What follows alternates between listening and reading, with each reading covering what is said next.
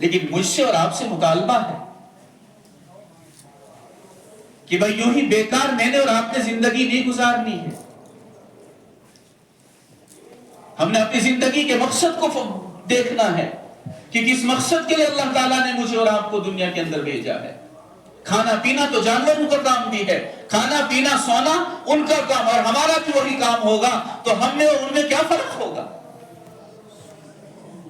اگر جانوروں کی طرح میرا اور آپ کی زندگی گزارے، کوئی کھانا پینا کمانا اور سونا، یہ میری اور آپ کی زندگی کا مقصد نہیں ہے. میری اور آپ کی زندگی کا یہ مقصد نہیں ہے. اللہ تعالیٰ نے کچھ ذمہ داریاں دے کے دنیا کے اندر بھیجا ہے. میں نے اور آپ نے دنیا کی قیادت کرنی ہے، بھٹکے ہوئے لوگوں کو راہ راست پر لانا ہے، اللہ سے جن کا ناطہ ٹوٹے ان کو اللہ سے جوڑنا ہے، جو بری راہ پر دنیا کے اندر چل رہے ہیں ان کو راہ راست پر میں نے اور آپ نے لانا ہے. یہ میرا اور آپ کا کام ہے. لیکن ستم ظریفی یہ ہے میرے بھائیو بزرگوں اور دوستو، ہم نے اپنے اصلی مقصد کو فراموش کر دیا. جو میری اور آپ کی زندگی کا مقصد تھا، بغیر مقصد دنیا کے اندر ہم تھوڑا سا کام بھی نہیں کرتے، کوئی تھوڑی سی چیز بھی بغیر مقصد کے نہیں بناتے. بھائی گھر سے کوئی مارکیٹ میں آئے، اس سے پوچھے کیوں آئے، بولے ایسے ہی آئے. ایسے کوئی نہیں آتا، کوئی نہ کوئی کام ہوگا. گھروں میں ہم رکھتے ہیں گائے گئے جانور، گھروں میں پالتے ہیں، تو گائے کس لیے رکھتے ہیں؟ تاکہ اس سے دودھ لیں. جب دودھ دینا بند کر دیں تو پھر گھر میں نہیں رکھتے اس کو. بھائی جب دودھ دینا بند کر دیا تو آپ کس لیے رکھنا ہے اس کو؟ یا دوسرے ہر چیز کا کوئی نہ کوئی مقصد ہے. بغیر مقصد کے میں اور آپ ان کو ایک ہفتہ اور 10 دن بھی نہیں رکھیں گے. میرے بھائی بزرگوں اور دوستو، اتنا ذہین و فطین انسان جس کو اللہ تعالیٰ نے عقل و صلاحیت سے نوازا ہو، جس کی خدمت کے لیے اللہ تعالیٰ نے تمام مخلوقات کو لگا دیا ہو، جس نے دنیا کی طاقتور ترین مخلوقات کو اپنا تابع بنا دیا اور مسخر کر دیا. دنیا کی ہر مخلوق انسان سے زیر تھے، اللہ نے عقل و صلاحیت سے نوازا. تو کبھی تنہائیوں میں اور آپ بیٹھ کے سوچیں کہ بھائی کیا اللہ نے مجھے اسی لیے دنیا کے اندر بھیجا ہے کہ میں زندگی گزاروں؟ میرے بھائی اور بزرگوں اور دوستو، اگر اس طرح میں اور آپ زندگی گزاریں گے تو حالات اور مصائب کے شکار ہو جائیں گے. چاروں طرف سے حالات گھیر لیں گے. اس وقت آپ پوری عالم اسلام کی حالات کو دیکھیں، چاروں طرف سے پٹ رہے، چاروں طرف سے حالات کی ان اندھیریوں کے اندر ڈوبے جا رہے ہیں. چلا رہے ہیں، اللہ سے مانگ رہے ہیں، لیکن بظاہر آثار ایسے لگتے کہ ہماری دعائیں قبول نہیں ہوتی. میرے بھائی اور بزرگوں اور دوستو، میں اور آپ بغاوت پر اتر آئے، میں اور آپ بغاوت پر اتر آئے، اور بغاوت کی سزا وَمَا أَصَابَكُم مِّن مُّصِيبَةٍ فَبِمَا كَسَبَتْ أَيْدِيكُمْ وَيَعْفُو عَن كَثِيرٍ. بھئی تمہارے اوپر جو مصائب اور حالات آتے ہیں یہ تمہارے ہاتھوں کی کمائی ہے. پھر بھی اللہ تعالیٰ ان کمائی کے بدلے میں پورے حالات نہیں لاتے، شکلیں نہیں بدلتی، زمین نہیں پلٹتی، آسمان سے پتھروں کی بارش نہیں برستی، بلکہ اللہ تعالیٰ موقع دیتے، مہلت دیتے ہیں. اور یہ مہلت کب تک ہے؟ حتی یأتیک الیقین، جب تک موت آ جائے.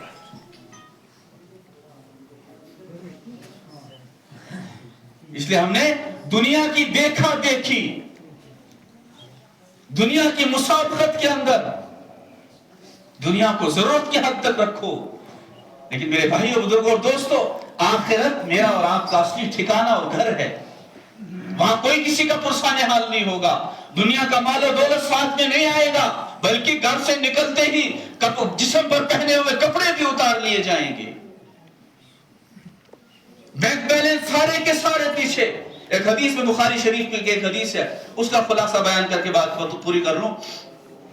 اللہ کے حبیب صلی اللہ علیہ وسلم کے سامنے صحابہ تشریف فرما ہے، تو اللہ کے حبیب صلی اللہ علیہ وسلم نے صحابہ کو ایک مثال سے سمجھایا. فرمایا 3 بھائی تھے، ایک بڑا تھا، ایک درمیان والا، ایک چھوٹا تھا. 3 بھائی تھے. ایک بھائی کو مصیبت آ گئی، بیمار ہو گیا, دنیا کے مال و اسباب لٹ گئے, بیماریوں میں مبتلا ہو گیا, کوئی پرسان حال نہیں رہا. تو کہا اس نے سوچا, جب جسم کے اندر طاقت تھی, مال و دولت تھا, دوست و احباب بھی تھے, رشتہ داریاں بھی تھی, جی جناب بھی تھا, جی حضوری بھی تھی, لیکن جب مال و دولت بھی لٹ گیا, جسم سے طاقت بھی چھن گئی, تو اب کوئی پرسان حال نہیں ہے. تو کہا اس نے سوچا کہ بھائی جب دنیا کی نگاہیں تو بدل گئی, لیکن بھائی تو حقیقی موجود ہیں میرے, میں بڑے بھائی کے پاس جاتا ہوں اور اس سے مدد کی گہار لگاتا ہوں, مدد مانگتا ہوں.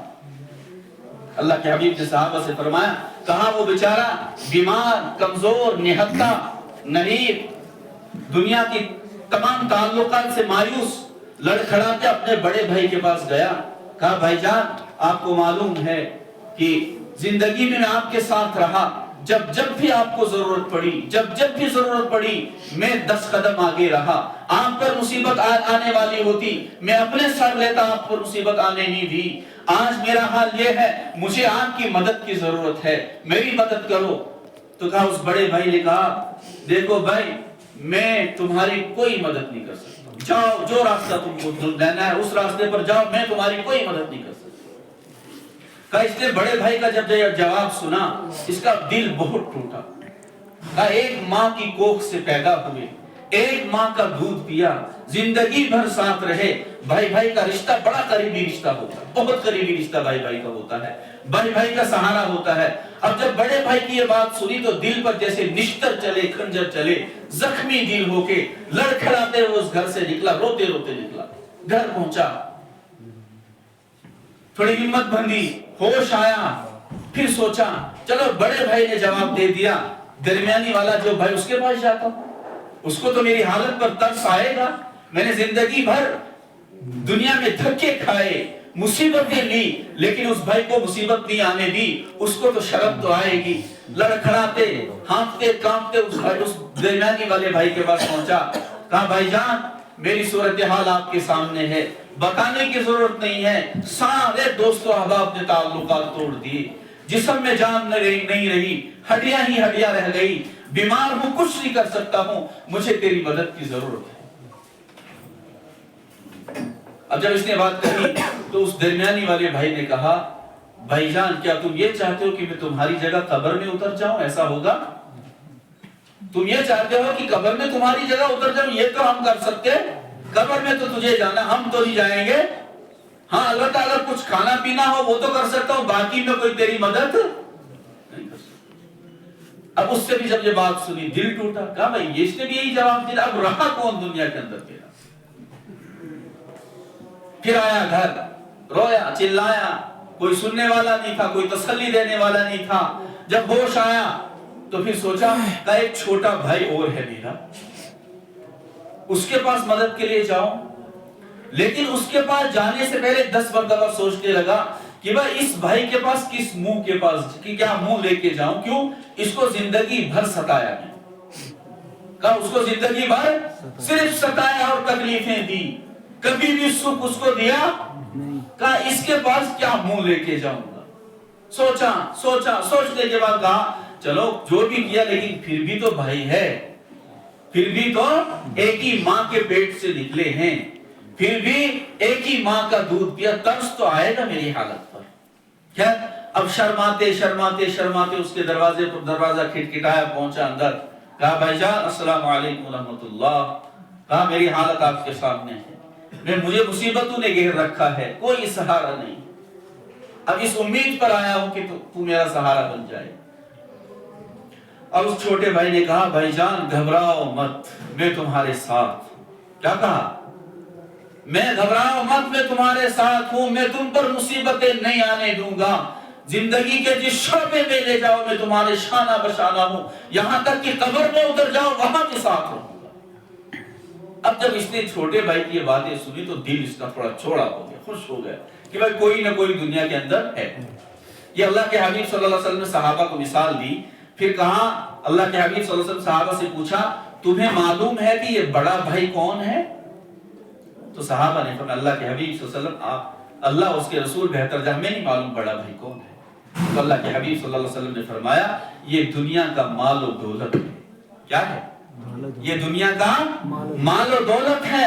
کہا مال و دولت کو جتنی عزت اور توقیر دنیا کے اندر ہم دیتے کوئی دیتا تجوریوں کے اندر بند کر کے رکھتے ہیں کہ بھائی کوئی دیکھے نہ. اتنی عزت اور توقیر مال و دولت کے دیتے ہیں.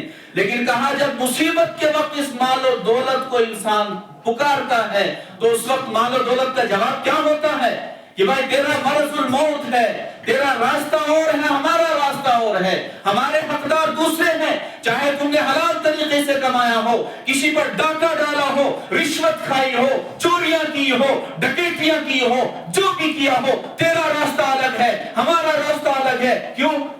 مسئلہ یہ ہے کہ جب انسان آخری مرض میں مبتلا ہو جاتا ہے تو مال و دولت سے اس کا سارا اختیار اٹھ جاتا ہے. اب اگر چاہے یہ پورا مال و دولت اللہ کے راستے میں لٹا سکتا, کیونکہ اس کے حقدار کون بن جاتے؟ وارث بن جاتے. پھر اس کے پاس رہتا کہا بڑا بھائی یہ ہے جس مال و دولت کے لیے تم نے اللہ کو ناراض کیا, جس مال و دولت کے لیے تم نے آخرت کو فراموش کر دیا, جس مال و دولت کے لیے تم نے ہمسایوں کے حقوق کو توڑا, بھائیوں کے حقوق کو توڑا. لیکن اس مال کی جب ضرورت تھی اس مال نے صاف جواب دیا کہ تیرا راستہ اور میرا راستہ اور ہے. پھر اللہ کے حبیب صلی اللہ علیہ وسلم نے فرمایا یہ درمیانی والا بھائی تمہیں معلوم ہے کون ہے؟ کہ اللہ کے رسول بہتر جانتے ہیں, ہمیں نہیں معلوم. کہا یہ درمیانی والا بھائی بیوی اور بچے ہیں. کون ہیں؟ بیوی اور بچے ہیں, جن بیوی اور بچوں کی محبت میں انسان دنیا کی ہر حد کو پار کر دیتا ہے, یہاں تک کہ اللہ کے حقوق کو توڑتا ہے انسان بیوی اور بچوں کی محبت کے اندر. کہا جب ان کی مدد کی ضرورت پڑی تو اس وقت بیوی بچوں نے کیا کہا, ہم تیمارداری کر سکتے ہیں, دوا لا سکتے ہیں, ڈاکٹر کے پاس لے سکتے ہیں, لیکن تمہاری بیماری اپنے سارے ایسا نہیں ہو سکتا. تمہاری جگہ قبر میں اتر جائیں ایسا ہوگا نہیں ہوگا. مصیبتیں تمہیں جھیلنی پڑیں گی, قبر میں حساب و کتاب تو تمہیں لینا پڑے گا. بلکہ اب تو دور یہاں تک پہنچا. اللہ حفاظت فرمائے, اللہ حفاظت فرمائے. ماڈرن دور جس کو میں اور آپ کہتے ہیں, جس کو ترقی یافتہ دور میں اور آپ کہتے ہیں, آج تو بیوی بچوں کا حال تو یہ ہے کہ باپ کے جنازے پر پہنچنا بھی مشکل ہو رہا ہے. ماں باپ کی خدمت تو دور کی بات, جنازے پر پہنچنے کے لیے وقت بچوں کے پاس نہیں ہے. جس تعلیم و تربیت کے میں اور آپ آج دلدادہ بن گئے, اس تعلیم و تربیت نے ماں باپ کا احترام دلوں سے نکال دیا, چھوٹے اور بچوں کے حقوق کو فراموش کر دیا, اسلام کے حدود و قیود سے ہماری اولاد کو باہر کر دیا. جس تعلیم و تربیت کے میں اور آپ دلدادہ ہیں, جس تعلیم و تربیت کے لیے میں نے آپ قرآن و حدیث کو چھوڑ دیا, گھروں کے اندر قرآن کے لیے جگہ نہیں رہی, بچوں کو قرآن سکھانے کے لیے وقت نہیں رہا, مکاتب میں بھیجنے کے لیے وقت نہیں رہا. تو کہا, اس نے جواب دیا کہ ہم قبر میں تو اتار سکتے ہیں لیکن تمہاری جگہ قبر میں اتر جائیں ایسا ہوگا نہیں ہوگا.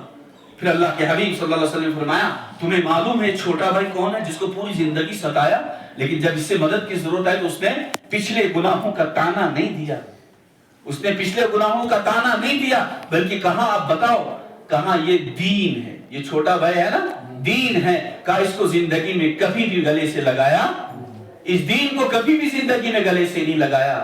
جوانی میں کیا, بڑھاپے میں کیا, بچپن میں کیا, شادی میں کیا, بیاہ میں کیا, تجارت میں کیا, زراعت میں کیا, دکانداری میں کیا, ملازمت میں کیا, کہا کبھی بھی دین کو جگہ نہیں دی, کبھی دین کو جگہ نہیں دی. اس لیے آپ ہمیں دیکھیں گے آج اس دور کی چاہے شادی ہو یا غمی ہو, کبھی بھی دین کو ہم قریب آنے, اگر دنیا کے اندر کوئی ناراض ہو لاسٹ سر سے ٹوپی اتار کے, اگر بچے اور بچی کی شادی ہو نا ٹوپی سر سے اتار کے پاؤں میں ڈال دیں گے کہ بھائی میرے بچے کی شادی ہے, میری بچی کی شادی ہے, اس موقع پر تم دور مت رہو, یہ اچھا نہیں لگتا, آ جاؤ مل جاؤ. لیکن دین گلے گھر سے نکل جائے, دین زندگیوں سے نکل جائے, دین شادیوں سے نکل جائے, دین غمی کی تقریبات سے نکل جائے, اس کی کوئی پرواہ.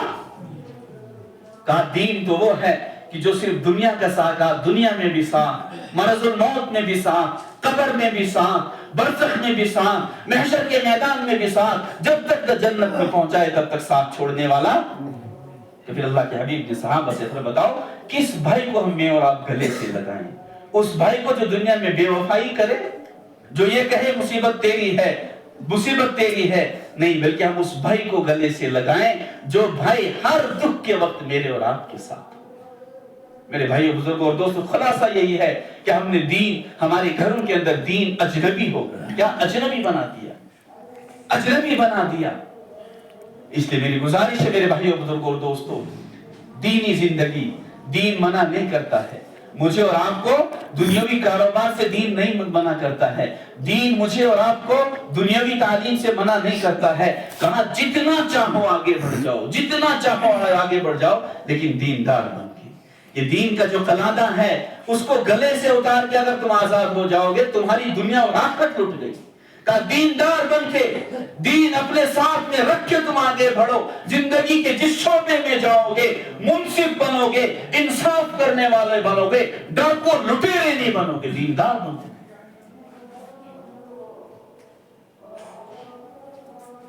تو اس لیے میرے بھائیو بزرگوں اور دوستو، بچوں کے گھروں کے اندر قرآن کی تعلیم کو عام کرو. بچوں کو مکاتب کے ساتھ جوڑو، مکاتب کے ساتھ جوڑو. بچے نیک بنیں گے تو مرنے کے بعد بھیجتے رہیں گے کچھ. اگر بچوں کے لیے ہم نے دولت کے انبار لگا دیے، بینک بیلنس لگا دیے، حویلیاں رکھ دی، گاڑیاں رکھ دی، لیکن ان کو دین نہیں سکھایا، وہ میری اور آپ کے لیے وبال جان بنیں گے. اللہ تعالیٰ کہنے سننے سے عمل کرنے کی توفیق نصیب فرمائے. آمین. وآخر دعوانا الحمدللہ رب العالمین.